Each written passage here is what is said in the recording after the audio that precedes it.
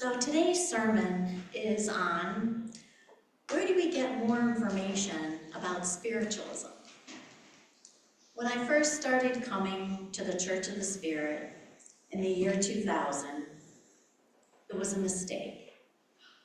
It was a mistake because I was actually looking for a different church that a friend of mine took me to a couple of years earlier, but I forgot the name of it and where it was located. And then I saw an ad in the Conscious Choice magazine for the Church of the Spirit and thought that this might be the church I had been to before, but it was not. When I first came to this church, I was like many of you in the back. I sat in the back too. Then slowly, calling you out, huh?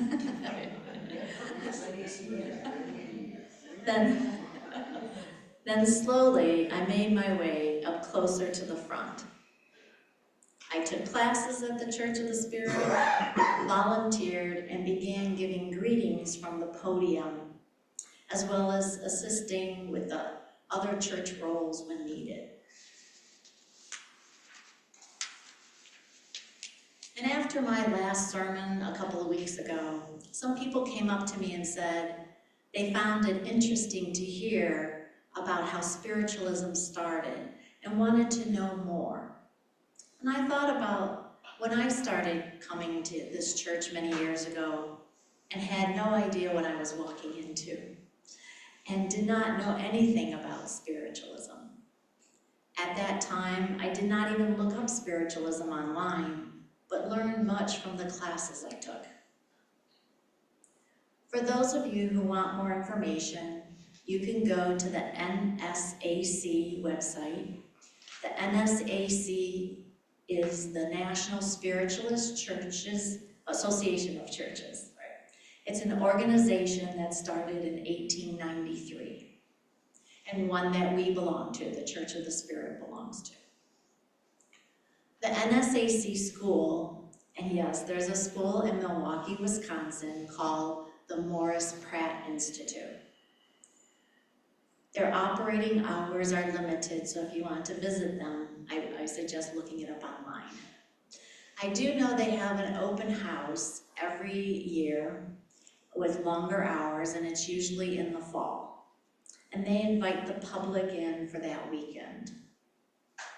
There's also a correspondence course given by the Morris Pratt Institute to become a certified medium, healer, or minister. Audrey and I both took the course a couple of years ago, and we are certified mediums with the NSAC. Just to let you know, not all spiritualist churches in the United States belong to the NSAC. Some churches did belong to the NSAC at one time, and then they became independent spiritualist churches. Also, there are many spiritualist churches around the world, especially in Great Britain. Spiritualism seemed to have been more accepted in Great Britain. There's about 350 churches and centers in the United Kingdom. The Spiritualist National Union, known as the SNU, is the main spiritualist organization in the UK. The SNU came from the now defunct Spiritualist Association of Great Britain, an organization that established in 1872. And this was way before the NSAC started in the United States. The Spiritualist National Union in England is similar to the NSAC organization in the United States. So did you know that there's a spiritualist college founded in 1964 by Arthur Finley and is located in Essex County in southeast England? It's actually a college.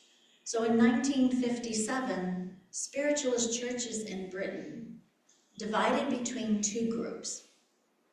The Spiritualist National Union, influenced by Arthur Findlay's belief, holding spiritualism to be a religion. And the other, Christian spiritualism, who holds spiritualism to be a denomination of Christianity.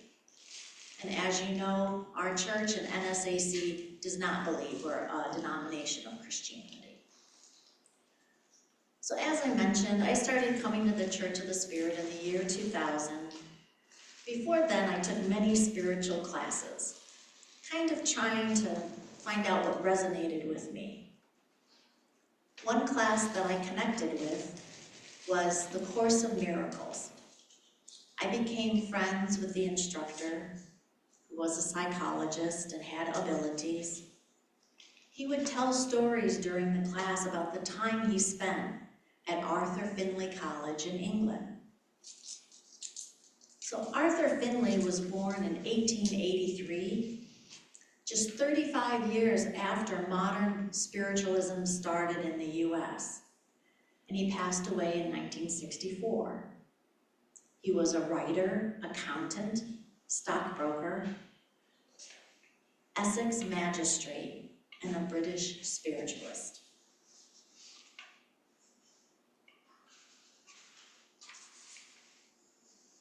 In 1932, he was one of the founders of the newspaper Psychic News, and also a founder of the International Institute for Cyclical Research. In his will, he left his home, Stansted Hall, which was built in 1871. He left it to the Spiritualist National Union. And so Stansted Hall is a 3-story, massive stone and brick mansion that sits on top of a hill. Arthur Findlay's home, Stansted Hall, became a spiritualist college in honor of him and offers classes relating to spiritualism, where students can study the spiritualist philosophy, religion, science, healing, and mediumship. The 20 acres of campus has a library, museum, garden, lake with recreational facilities, and full accommodations for the students. The Arthur Findlay College oftentimes is lovingly referred to as the Hogwarts, as in Harry Potter School of Wizards. I remember one of the stories from my Course in Miracles teacher about the Arthur Findlay College, and I want to share that with you today. He said he heard this story from one of the teachers at the college. And just to kind of let you know, most of the teachers at Arthur Findlay College have abilities like mediumship or healing. The story goes something like this. Years ago, when the Arthur Findlay College started, one of the administrators began a garden on the property. It was like 20 acres, so they had plenty of room to have a garden. He wanted these organic vegetables to be grown and used in the meals for the students. Unfortunately, the gophers and other small animals would eat the right vegetables before the institution could pick them. All their hard work and time in cultivating the garden was for naught, and it was frustrating to the administrator. Then one day, while meditating, he got an idea to find a way to communicate with the animals. He understood that communication with spirit is through telepathy. So as a medium, he thought he could use telepathy to communicate with the animals in the garden. And so during meditation, he tried that out. And what he found out was that the smaller animals said they were told it was okay to eat these vegetables. The administrator asked, "Who gave you permission?" And the answer was not forthcoming. What the administrator later learned was that the small animal leader was a gopher, known as the Gopher King. And the administrator would have to communicate with him. Now, I know I've lost some of you, and you're probably shaking your heads in disbelief, but please bear with me until you hear the rest of the story. The administrator communicated with the Gopher King through meditation, through telepathy, and tried to tell him that this garden was for humans. The Gopher King said, "But what will we eat?" The administrator and the Gopher King came to an agreement. The college would have 2 gardens, one for the college and for humans, and the other one for the animals, but they would have the same vegetables grown there. With the Gopher King's approval, he directed the animals not to eat out of the college garden.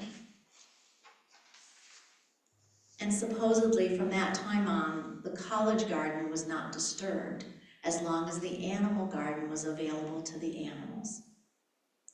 From this experience, the college then began an animal communication class. Whether you believe this story to be true or not, it does show that there are other ways, sometimes out-of-the-box ways, to handle disagreements, where everybody wins. Well, this gives you a little more information about spiritualist schools in case you want to research them or go there and experience them for yourself. I know one day I would like to visit the Arthur Findlay College in England and ask them about the Gopher King story I heard so many years ago.